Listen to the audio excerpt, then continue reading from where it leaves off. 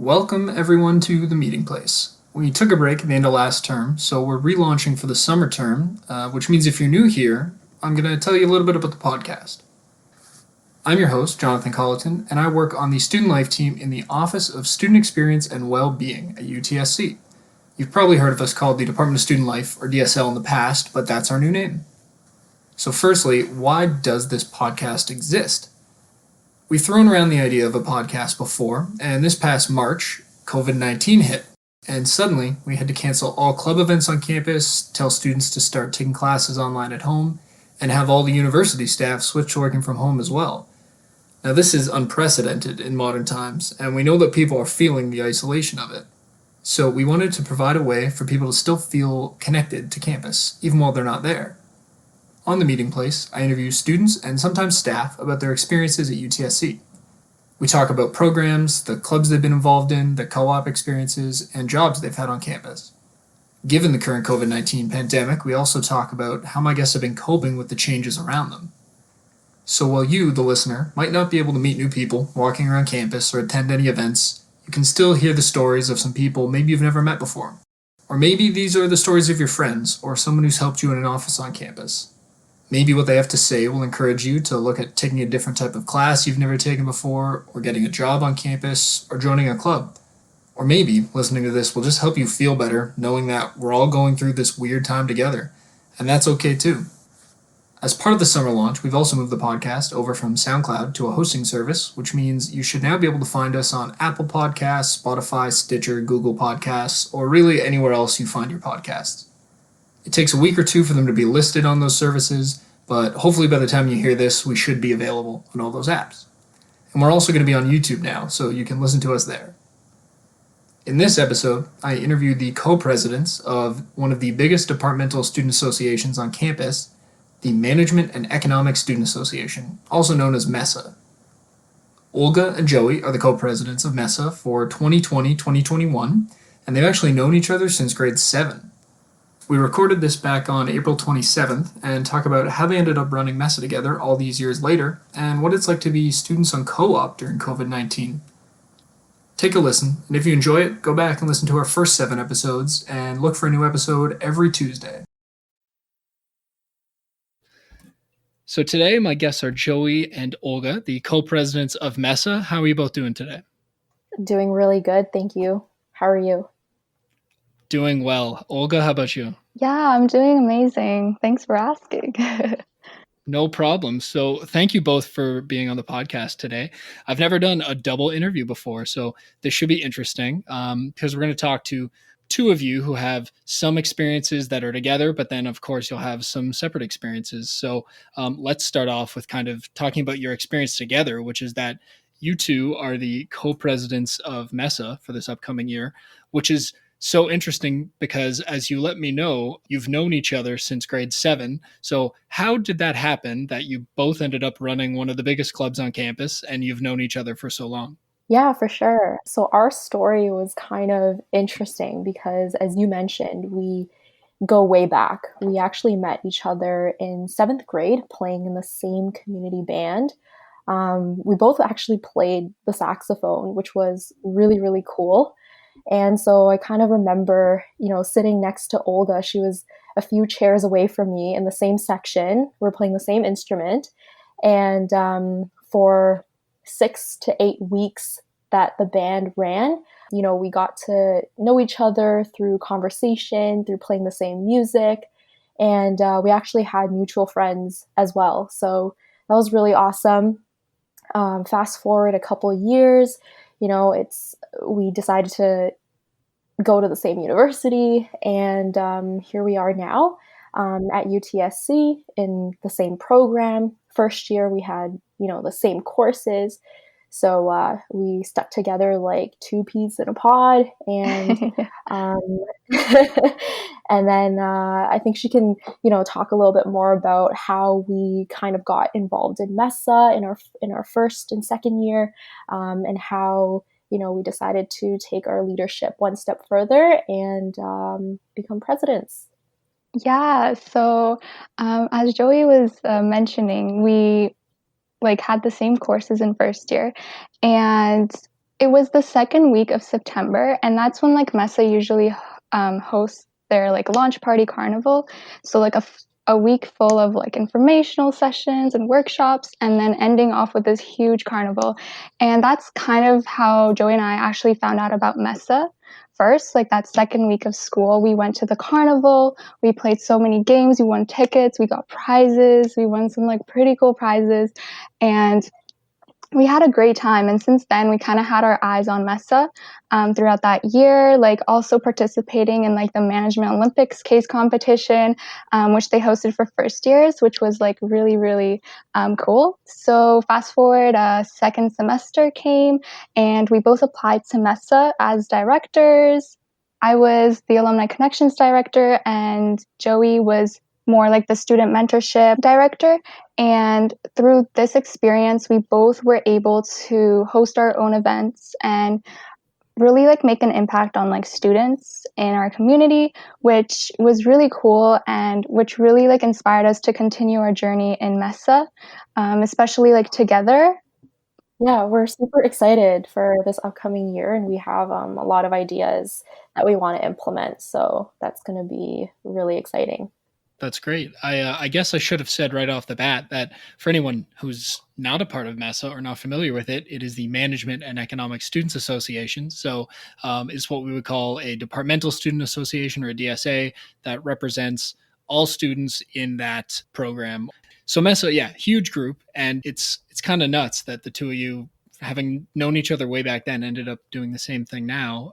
So tell me a little more about your experience getting involved in MESA early on and why why did you do that? Was it kind of a like, oh, this sounds interesting, I just want to get involved in something outside of classes? Or was there a very pointed effort by either of you to get involved to help build your skill set or build your resume? Or what was the reason behind that? Yeah, I think for me personally, I felt like I wanted to be part of something bigger. In first year, I wasn't really involved in anything really. All I did was study. I went to the gym 4 to 5 times a week. At the time, I was working two side part time jobs that were really great, but I feel like I was kind of missing out on whether it was friends or mentors in the community, speaking to upper year students. And so I thought MESA was a great way for me to not only meet new people that were in my program, but I think it was the route that allowed me to advocate for whatever change and whatever impact I wanted to create. And so I decided to go for the student mentorship position in my second year at UTSC because I thought that this position suited me best in the sense where I can really look at first year students and be like, hey, how can I help you? Right? How can I connect you to upper year students who have gone through what you're going through right now? And how can I work to support you? And I think that for me was really important to do. And from my background as a piano teacher, like that was something that I really wanted to continue doing for my peers at school. So, like I said, this was a really great platform for me to be able to execute that kind of leadership and make that kind of change. Yeah, so for me, just like from the start of the year, like seeing all these events MESA was planning for the students and like just the management community really inspired me to apply and like join that team and actually like contribute with like events and things. So as the alumni connections manager, I actually was able to work with both students and alumni. And I was able to kind of like connect students with alumni, like through coffee chats, through working on that platform, giving them the opportunity to just talk to like upper years and like those that graduated to see like their experience at UTSC and how they managed to, graduate, what career path they wanted to take, and how they ended up in like their own position right now. For me, that's like super interesting to know, even like as a first year, because like we're always told like, hey, you got to know what you want to do.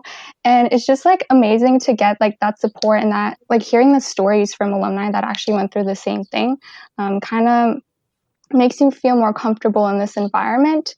So just seeing that I was able to like host events that kind of tied both of these aspects together, alumni, students, and was able to see like all the meaningful connections they were able to make post the event as well. Really just kind of inspired me to continue like this journey on MESA as well. Oh, that's great. So I am curious. I know this interview was of the two of you, but when you were working with alumni in that, like, what did they say about the experience they were having at UTSC? Because it must have made an impact on you and probably you as well, Joey, that both of you decided to keep on getting involved in upper years and to the point where you're now the people really running the show for MESA and you're in charge of the direction of the group this year. So what was it about what those upper year students or graduates were saying that kind of convinced you this was the right path to stay on? Because obviously people will try things in their early years.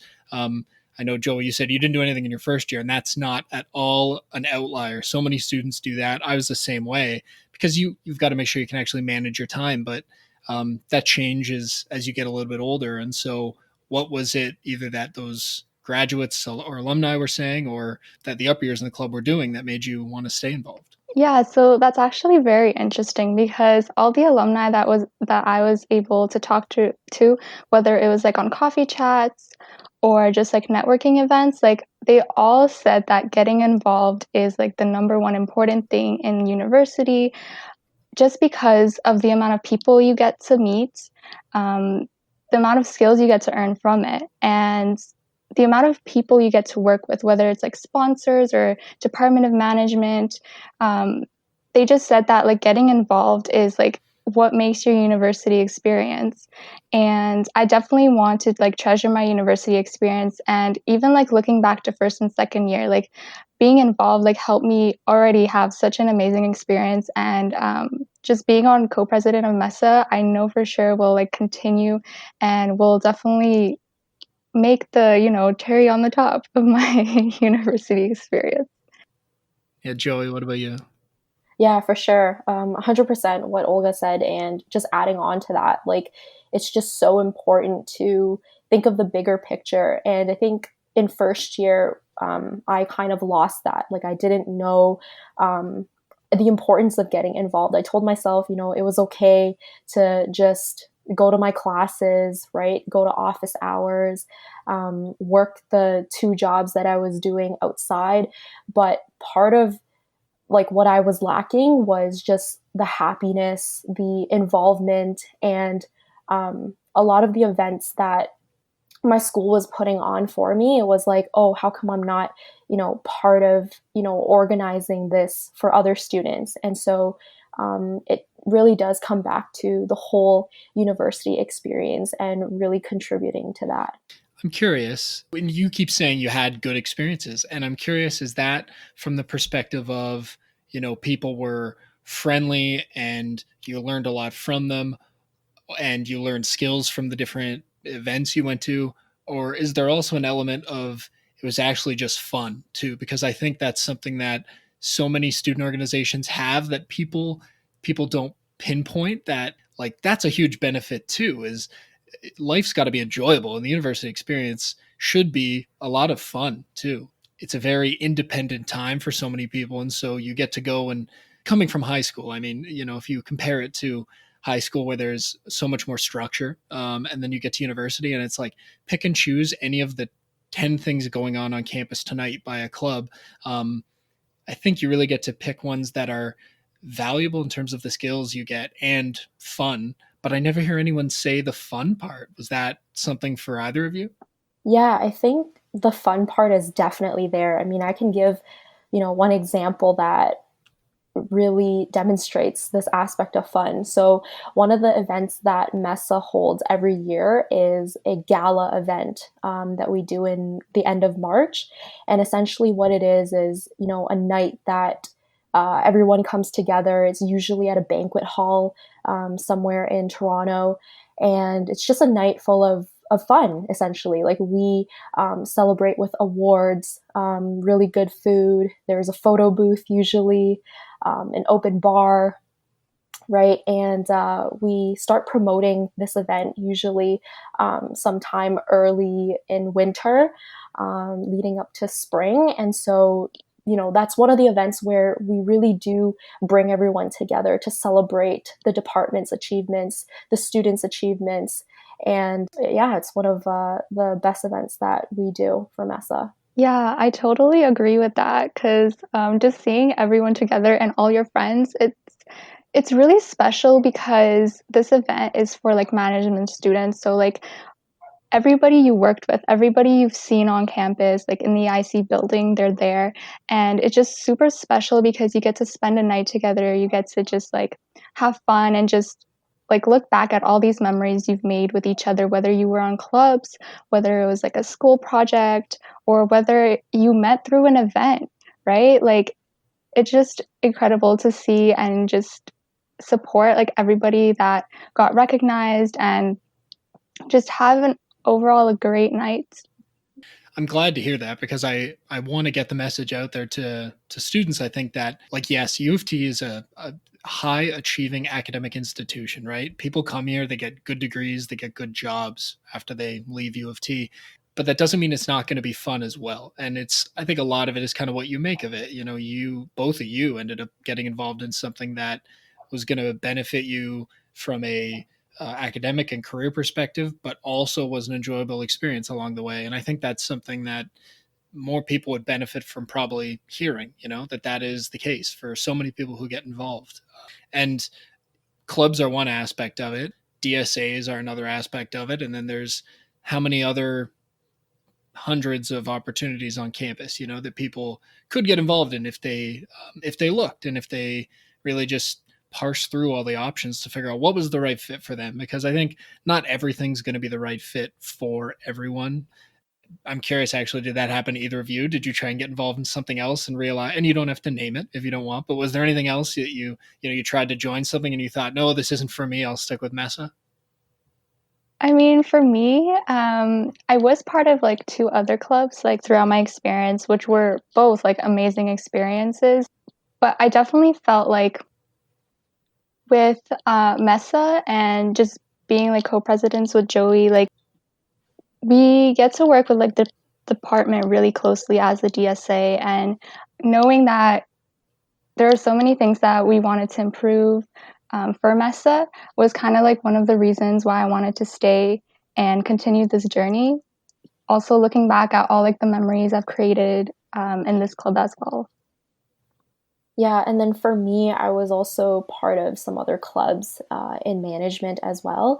But as Olga mentioned, the reputation that MESA has is like no other, and because we are so large, we are working very closely with the Department of Management, and so I think what we can do on this club or this DSA, I should say, is a lot more impactful than some of the smaller clubs that we've been part of. Not saying that like the other clubs were not great. They're all, part of our what's Mm-hmm. called umbrella structure, in which we help to support and guide. But given the platform for which MESA runs on and the support that we have from the faculty and the department, we're able to do a lot more.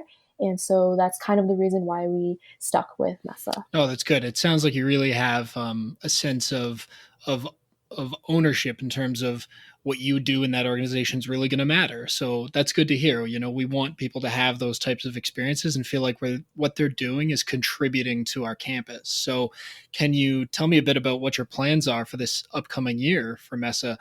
Obviously, with COVID-19, the way things are right now, it might be a little bit tricky to plan out how to handle events and things like that in the future. But in a best case scenario, what type of stuff do you think MESA will get up to next year?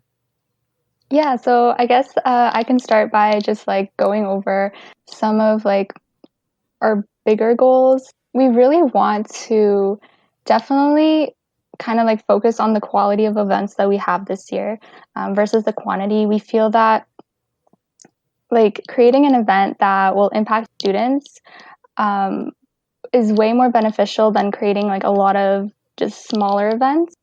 So we definitely want to see more like community like aspect events that we would like to hold this year, whether it's more like similar to like launch party where everyone gets together and they can have a fun time all together, just whether it's like playing games or stuff, but also have a professional like development aspect as well to our events this year, and definitely find a way to get students to come to events because it's meaningful for them.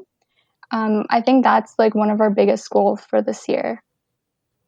Yeah, and then with the whole COVID-19 situation, it's kind of difficult to, or I guess at this point in time, we're not really sure if, we can still continue to run in-person events.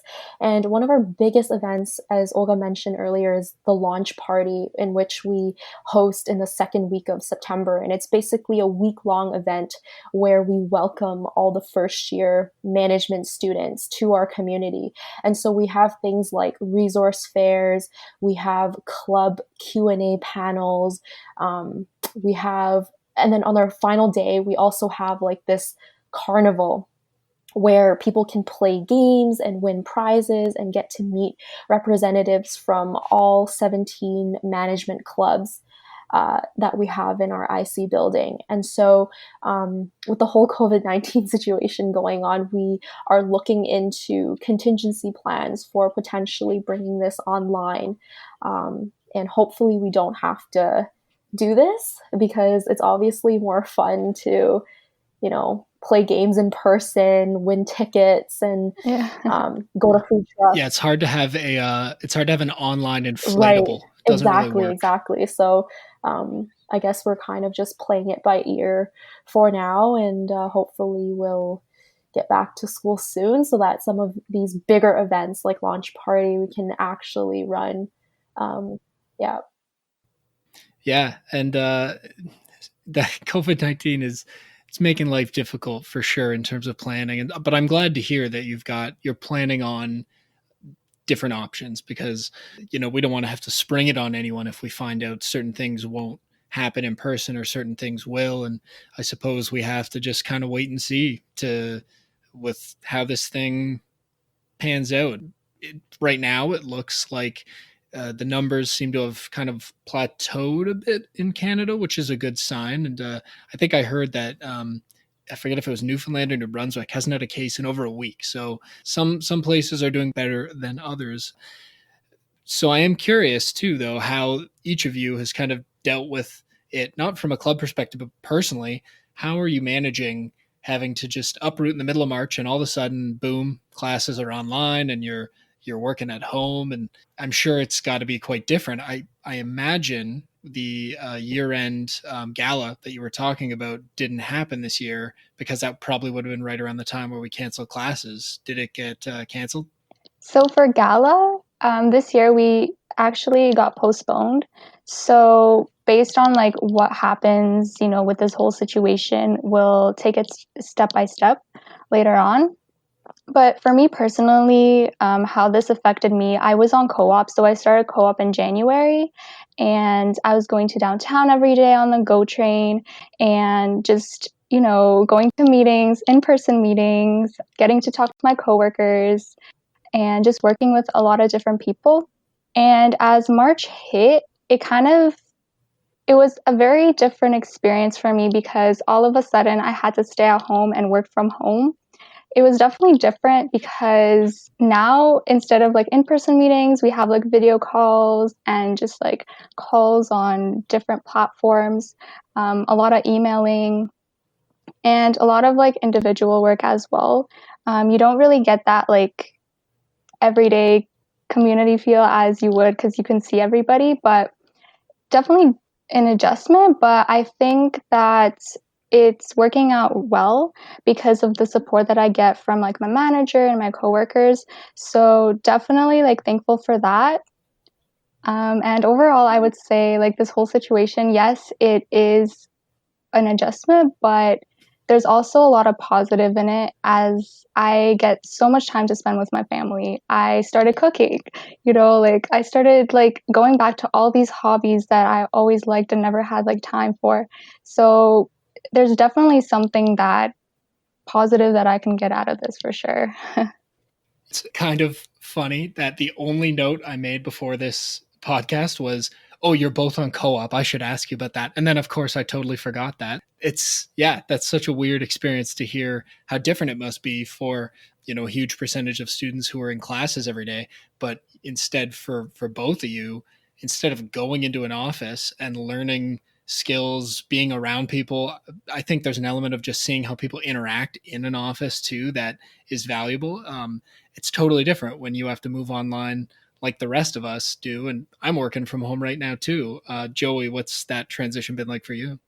Yeah, for me, it's been quite an adjustment as well. I mean, um, I was on a client the day before we were told that we're working from home. And so, because my role at KPMG as an accountant is very client facing and we're always trying to do meetings with our clients, they're now working from home as well. So, there's a surge in the amount of online meetings, as Olga mentioned. She's also having, I'm also experiencing on my end as well, not only with my team, but with the clients.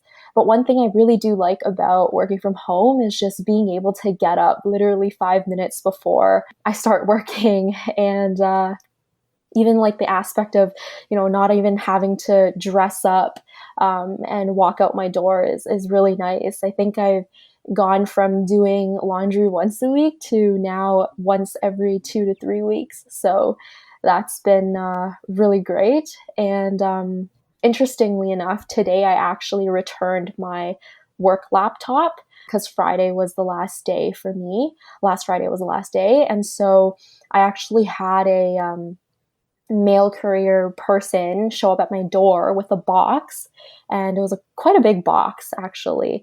And he told me it's for my laptop, put everything in there, and he was going to take it away for me. So it's definitely been an adjustment, but yeah, I mean, we still get our work done from Yeah, home, so that's great. that's good. It's I was actually talking to an old colleague this morning about he works on with co-op students for a computer company, and Mhm. he said one of the things they've had to figure out how to manage now is exactly what you're talking about, the transition when you have one group of students who are on co-op leaving and another group coming in and having to get them all the equipment that they can't just drop off at their manager's desk before they leave. He has a student who's somewhere around the GTA, but he got that laptop and now he's got to get it to BC for where the next student lives right now. And he's got 4 days to do it. And so it's presented all these interesting logistical challenges for workplaces.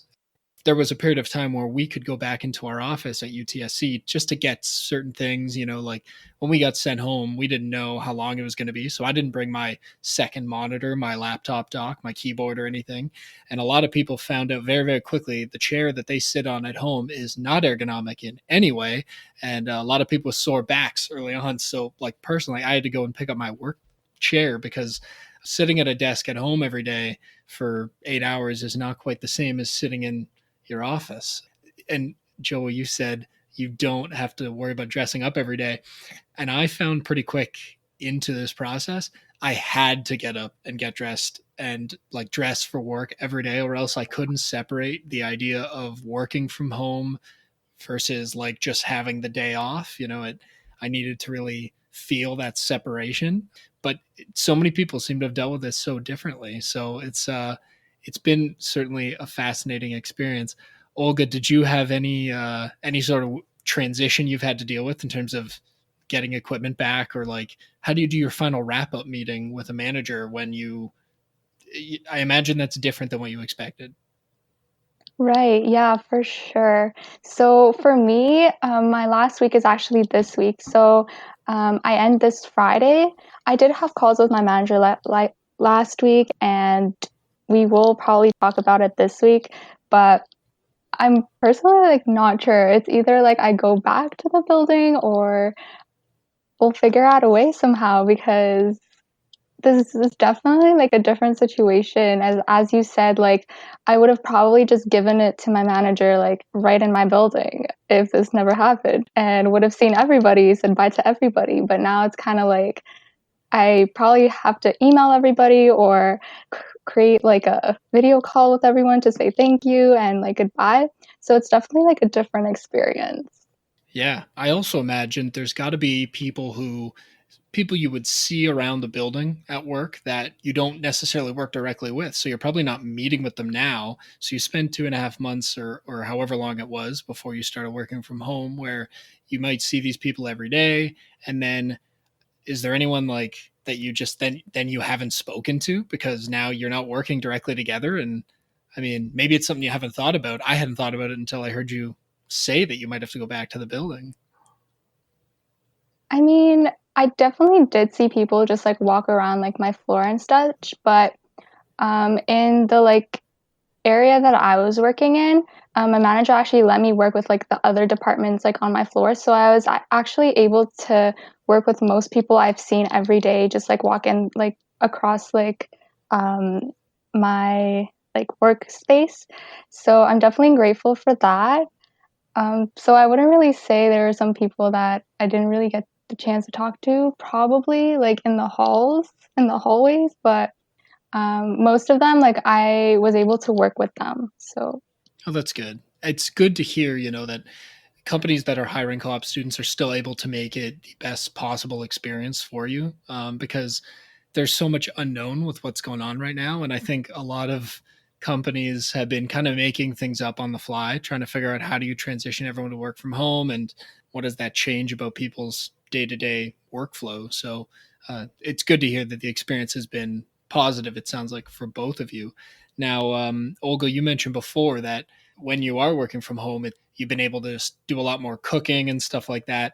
And so I am curious as well, Joey, what type of stuff have you done that you've either gotten a lot more time to practice with or, just hobbies of yours you've spent more time on since you're working from home? And really, I mean, we can't necessarily be out and about all the time in the evenings. So I know cooking's something that I actually started working on as well. I'm trying to perfect my pulled pork.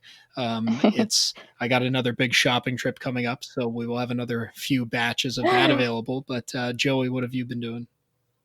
Yeah, I personally found a lot more time to work out. That's something that I used to always do back in school. Like I would always go to Pan Am and things like that. So I definitely found a lot more time to exercise and read as well, actually. So reading is Yes, for definitely. leisure, of yeah. course. Yeah, so that's something that I started to find time doing as well. So that's Oh, really that's good. awesome. Thank you guys so much for everything that we've been able to talk about today. If students want to find out what's going on with MESA over the next coming year, because once this podcast is posted, it'll be up presumably all year, maybe longer. What are the best ways for them to either get in contact with MESA or find out what events are coming up? Yeah, so MESA, we actually have a lot of social media platforms, some of which are Instagram. So at MESA UTSC, you can definitely find us there. We have one on Facebook, LinkedIn. We also, so we have a lot of like platforms, and we also have our websites. It's very easy to find us if you just type in like MESA UTSC, and we're constantly trying to engage the public, and we always like post events on there. So that's like the best way to find any events or initiatives that we are going to be either doing right now or throughout the year in the future. Yeah, and the website is www.mesa.ca. Or you can just go on Google and do a Google search like MESA at UTSC, and it should be the first link. Fantastic. All right. Well, again, thank you both so much for chatting with me today. And hopefully, we can all get back to campus and I'll see you guys on campus doing your events. Awesome. Yeah, awesome. Thank Yeah, it you was so a much, pleasure Jonathan. talking to you today.